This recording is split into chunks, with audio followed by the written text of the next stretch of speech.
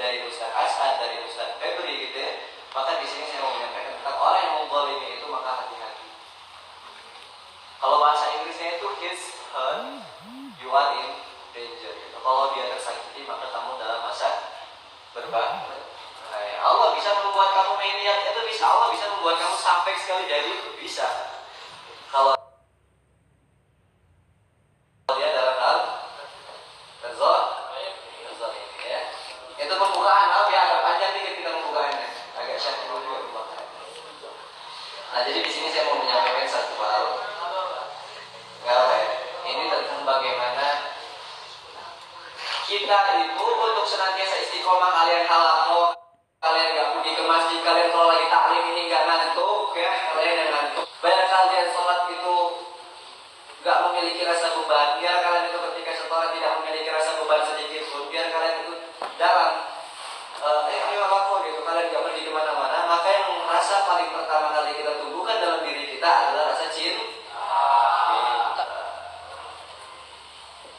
Ganteng banget tidurnya.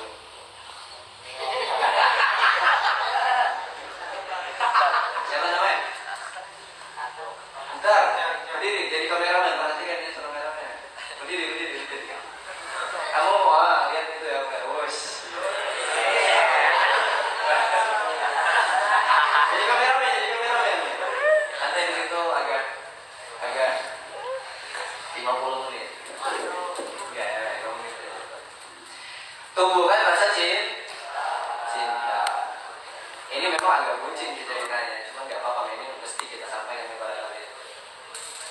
Saya bolak-balik baca buku itu tentang siapa? Tentang Laila Majnun. Ada yang pernah kita cerita itu? Ada yang pernah kita cerita itu? Laila itu kalau namanya adalah Qais bin Mulawwaq, itu bisa membuat hati daripada Qais itu jatuh hati. Saking jatuh hatinya yang dimiliki hati oleh Qais, apa yang terjadi sampai orang menamakan dia Majnun itu apa? Gila. Sampai kemudian dia tergila-gila oleh Laila. Maka satu hari, scannya itu menarik, perhatikan. Satu hari Majnun ini berjalan-jalan. Biasalah kalau Majnun itu gabut ya. Majnun itu orang yang mencari kayu di tengah-tengah hutan. Majnun itu gabut, jalan. Satu hari kemudian dia bertemu dengan orang yang sedang beribadah kepada Allah. Ketemu orang lagi salat gitu. Ketemu dia, akhirnya dia samperin ke orang itu. Apa yang terjadi ketika orang itu takbiratul ihram, Allahu Akbar. Majnun tadi yang jalan-jalan, hadir ke hadapan orang-orang yang sedang salat ini, kemudian dia tiduran gitu. Ketiduran. Lalu baru udah tua Pak. Kemudian sebab kalian yang sudah bersandar ini ada yang sedang tepuk. Agak menjauh. Yang belakang itu bisa. Karena orang udah tua ya Majnun itu. Maka setelah itu dia boleh-bolehan depan orang yang sedang sholat. Lah kalau kita sedang sholat, tengok orang depan kita lagi ada yang begitu, pasti bawaan kita pengen segera menyelesaikan sholat kita, kemudian menanyakan apa yang terjadi gitu ya. Maka orang tersebut, Masya Allah.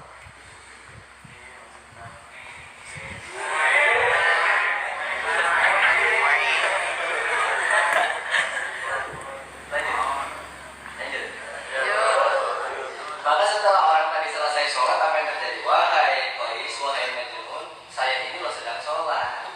Saya ini sedang berhadapan dengan Tuhan saya. Saya sedang curhat dengan Tuhan saya. Saya sedang ngobrol asik dengan Tuhan saya. Loh, kok kenapa kamu ganggu? Akhirnya dikatakan oleh Qais bin Mulawwaq. Perhatikan jawaban Qais. Apa jawaban Qais? Apakah kamu betul sedang berhadapan dengan Tuhan kamu? Apakah kamu sedang bercerita dengan Tuhan kamu? Apakah kamu yakin kamu sedang ngobrol asik dengan Tuhan kamu? Saya rasa enggak. Kok kenapa?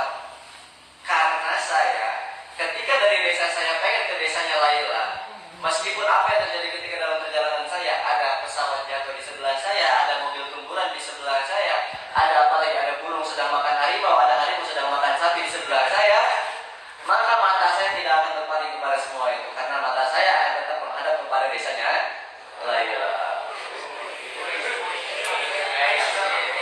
Keren ya jawabannya. Maksudnya apa di sini?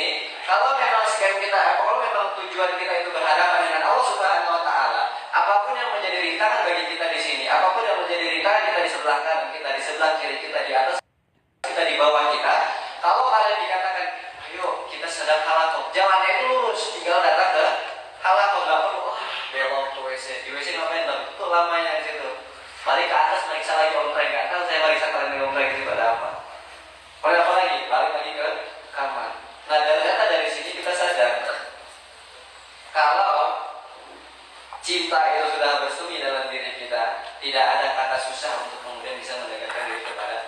Allah.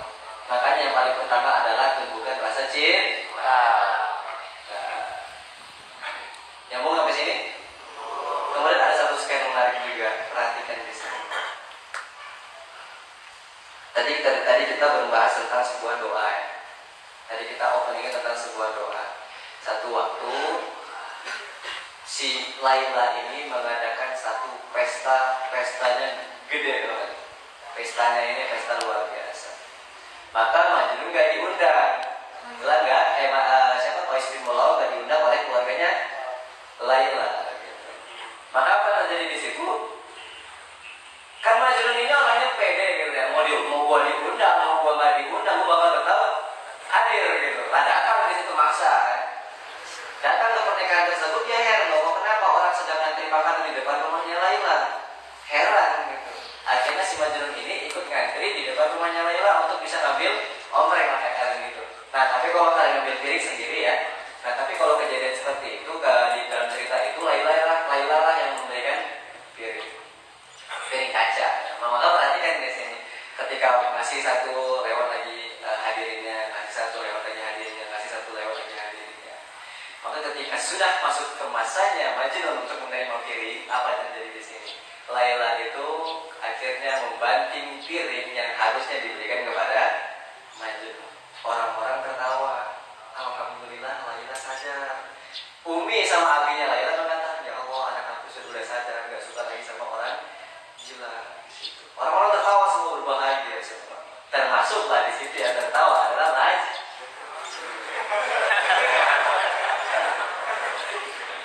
Kok kenapa Majnun tertawa? Kan heran ya orang-orang nonton di situ. Akhirnya pada hadirin pada Umi sama abinya Laila itu mengatakan, loh Majnun kok kamu ketawa? Bukannya kamu sedang tadi mengalami patah hati yang luar biasa? Bukannya kamu itu tadi baru saja mendapatkan musibah Laila anak aku membanting piring? Semua orang pasti beranggapan kayak gitu. Majnun pasti merasakan yang namanya sakit hati. Ternyata enggak bagi Majnun. Apa yang ada di pikiran Majnun? Yang ada di pikiran Majnun adalah Majnun mengatakan kepada hadirinnya, oh enggak, salah. Yang kalian semua anggap itu adalah salah. Laila itu sengaja membanting piringnya kepada aku agar aku itu bisa balik lagi ke antara yang awal dan kita bisa saling lama-lama bertatap-tatapan.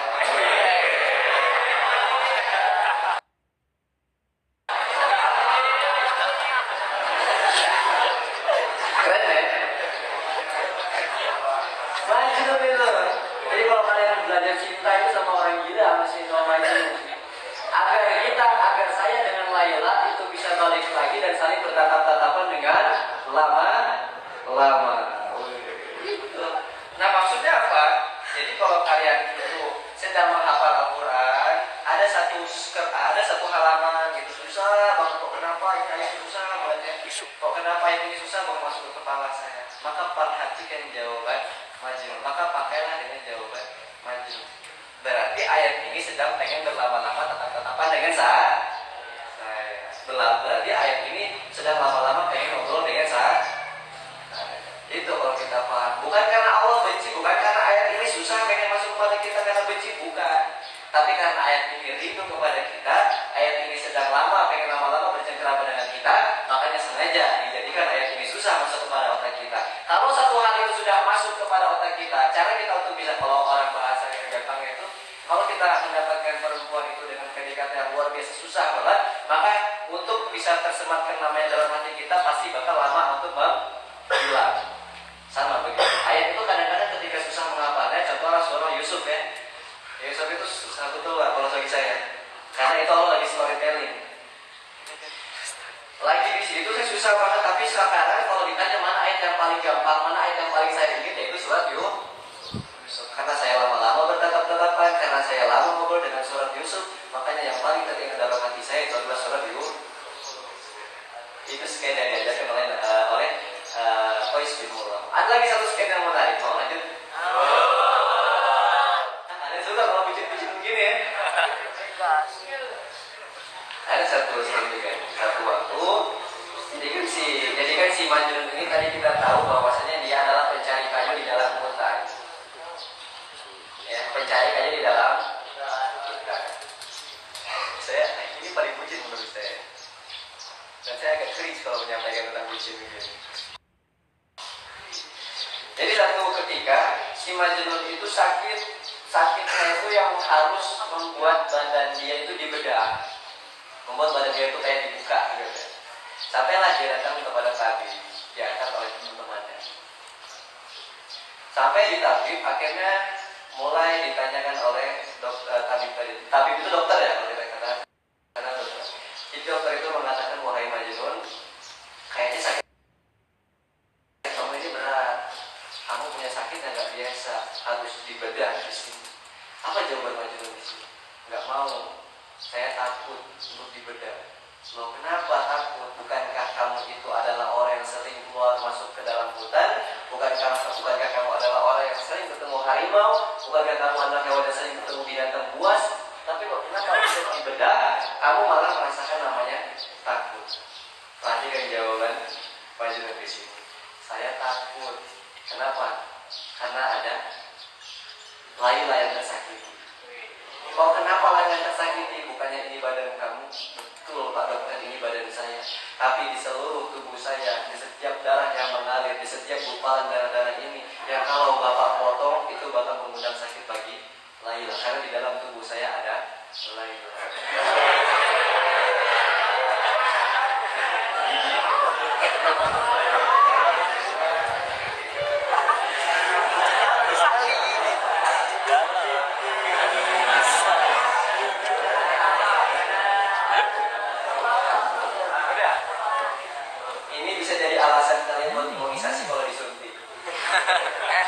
Jangan Pak, saya takut ada yang tersakiti. Siapa? Karena Bapak pengen suntik vaksin bagi saya, karena di dalam tubuh saya ada. Tapi yang perlu saya tekankan sekali lagi, bahwasanya Laila itu bukan wanita yang cantik. Jadi Laila dalam satu kisah juga Laila itu dikatakan ada sebuah khalifah menanyakan kepada orang-orang banyak, saya pengen ketemu Laila. Kok bisa simpolis ini bisa tergila-gila karena kecantikan daripada yang dimiliki si Laila.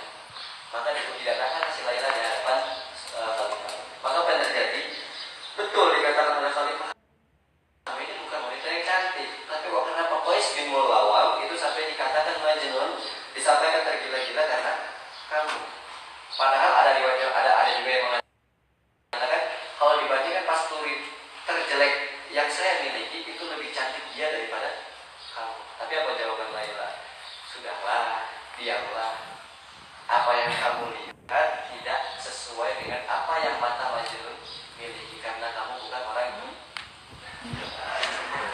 emang ya itu ya. Sama saya tekankan sekali lagi, kalau si Laila ini dibandingkan dengan istri saya jauh lebih cantik istri saya. Ada satu scam, lanjut ya, ada satu scam. Banyak ya episode-episodenya tuh banyak banget ya. Jadi kalau kalian pengen beli bukunya, jangan datang ke paling kurang dulu. Nanti kalian terbuai dalam ini, karena kalian nggak dapat ilmu-ilmunya yang bisa diambil lagi. Ada satu kisah juga, satu ketika kan si Majnun ini, kan si Laila tadi udah mengadakan satu pesta gede banget ya kan. Akhirnya sama Abi sama uminya si Majnun itu membuat satu pesta nggak kalah gedenya, dengan tujuan untuk Majnun ini bisa melupakan hatinya Laila. Sampai pestanya itu gede banget. Akhirnya si Majnun itu tidak ada di rumah, dicari Majnun, ditangkap mantu Majnun, kemudian diseret bawa pulang Majnun. Tujuannya apa? Agar melupakan hati Laila. Akhirnya di situ pesta udah gede banget, pestanya itu lebih mewah daripada pesta-pesta yang kita bayangkan. Dihadirkan banyak perempuan-perempuan yang luar biasa jelita dan menawan. Kalau saya jadi Majnun, kalau kalian yang kuat atau enggak begitu ya, untuk menahankan hati satu orang, kemudian didatangkan perempuan-perempuan cantik lainnya, apakah masih bisa tetap komitmen terhadap cinta kalian? Kalau saya yakin enggak. Karena kalau saya juga, kalau saya yakin, dikasih saya datang seberapa banyak, ya bakal daripada.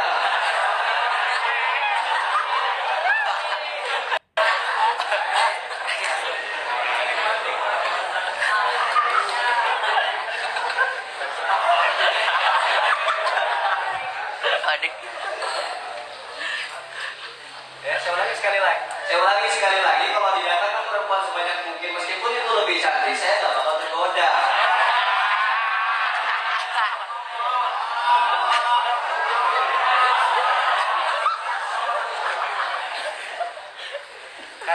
Karena di dalam hati saya sudah ada orang yang saya cintai.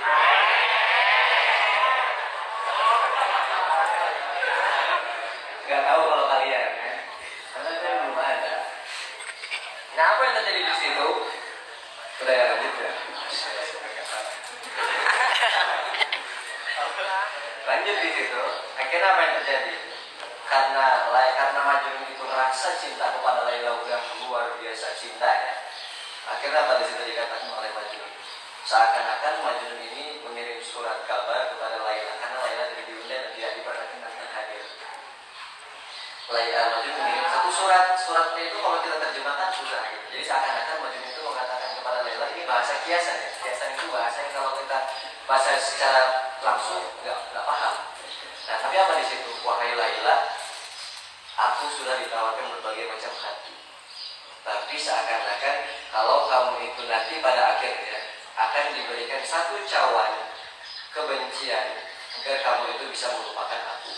Di satu sisi lagi, kamu akan diberikan cawan anggur agar kamu itu bisa menerima dan menggantikan diriku dengan yang lebih baik. Laila nangis. Nangis di situ. Karena Laila nggak sanggup merasakan kepedihan untuk bisa ditinggalkan, untuk bisa digosting dolinya. Nah, perhatikan dilanjut tuh, surat itu dilanjut. Maka Laila, bedakanlah antara nafsu dengan cinta. Nafsu itu akan membuat kamu hancur dan akan memiliki rasa penyesalan yang berkepanjangan. Tapi kalau cinta Laila, wallahi, cinta itu akan saling menumbuhkan dan akan saling menguatkan. Kalau cinta itu bisa memisahkan dengan cara yang paling sadis dan akhirnya bisa menyebabkan rasa sakit yang berkepanjangan, tapi cinta itu Laila akan mempertemukan kita hingga kini dengan nanti. Maka setiap tali-tali butir cinta yang engkau beri akan aku pupuk, akan aku tanam agar cinta kita senantiasa abadi dengan bersemi. Pokoknya bahasanya gitu, rasanya bahasa-bahasa bucin banget. Aku haramkan diriku wahai Laila untuk melakukan apa hal-hal yang akan membuat kamu marah, dan aku halalkan kepada diriku dengan berbagai macam cara agar kamu itu bisa mendapatkan keriduan